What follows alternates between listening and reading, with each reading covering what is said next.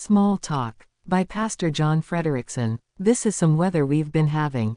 While there is nothing wrong with the small talk about trivial things that occupies much of our interaction, based on the book of Titus, the Apostle Paul would almost certainly encourage us to cultivate conversations about bigger and more important things.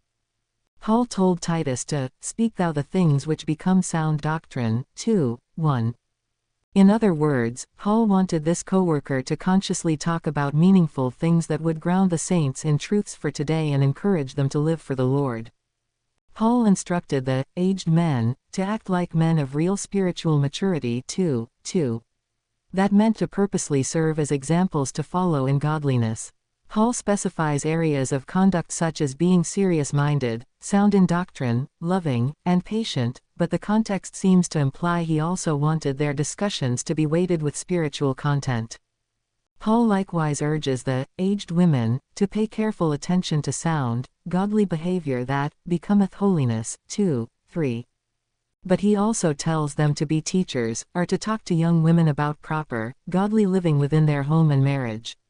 Paul instructs Titus to speak to the young men about the importance of being consistently serious-minded about living for the Lord, so that they serve as an example or a pattern of good works, and in doctrine showing uncorruptness, gravity, and sincerity, 2:6-7. Paul continues by telling Titus to constantly remind all saints to be very careful to be ready to every good work, and to be careful to maintain good works, 3:1. 3:8. It is noteworthy that Paul also tells Titus, these things speak, and exhort, and rebuke with all authority. Let no man despise thee, 2:15. Here we see an anticipation that some would prefer small talk, and not appreciate serious discussions about spiritual matters, but as a servant of Christ, Titus was encouraged to keep on talking about important things, no matter how others responded. As we think about these instructions to Titus, we should remember to apply them to our own daily walk.